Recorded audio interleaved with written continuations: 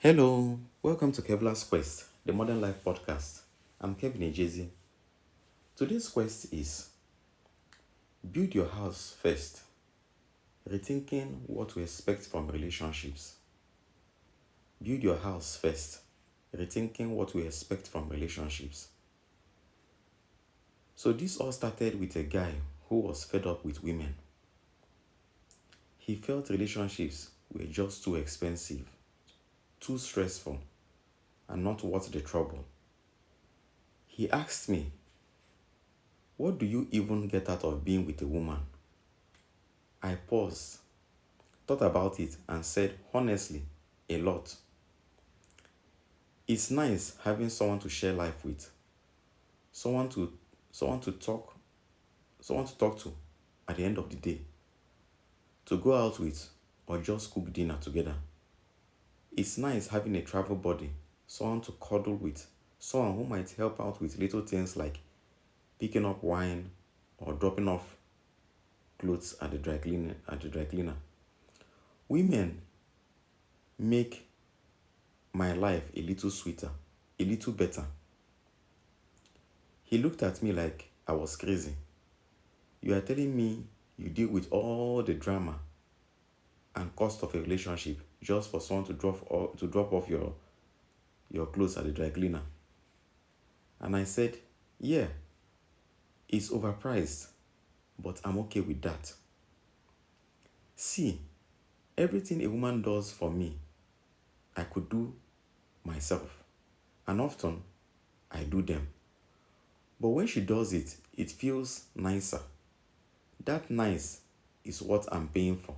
It's like adding a beautiful garden to a house that you've already built. You don't need it. You don't need it to live. The house is already solid. It has walls, a roof, plumbing, electricity. But that garden, it makes the whole place feel more alive. And gardens aren't cheap. They take time, money, and care. But they are a luxury.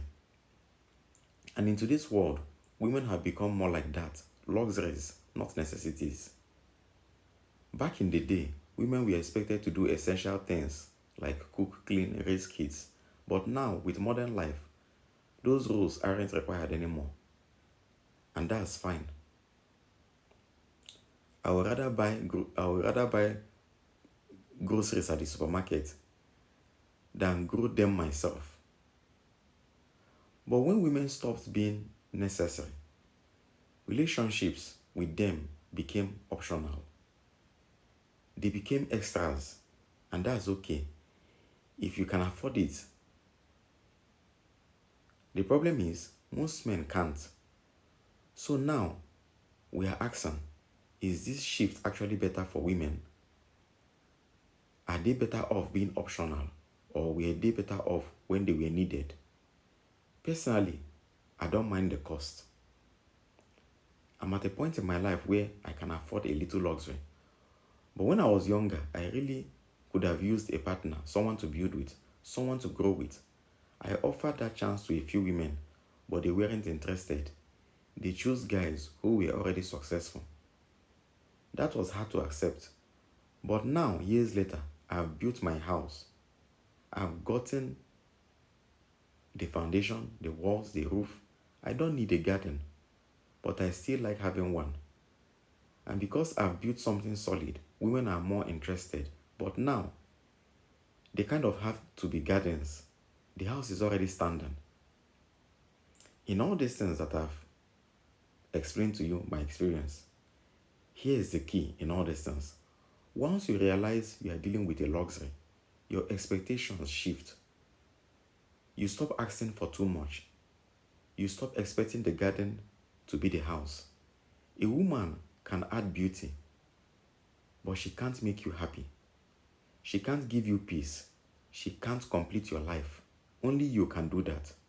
So build your house, get your life together, and then, if a garden comes along, great. Enjoy it, but don't depend on it. Don't expect it to fix everything. That's not fair to her, and that's not fair to you. And when you do find that garden, make sure it's well tended. because a neglected garden can ruin the whole vibe. That's the standard.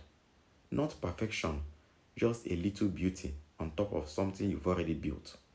So, yeah, relationships might be overpriced, but if you've built your house and you find the right garden, it's worth it.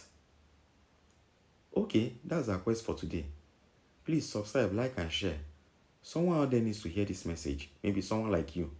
Let's spread strength and clarity to those navigating this journey. We'll talk more in future episodes. Let me know your thoughts. Thanks for listening and take care.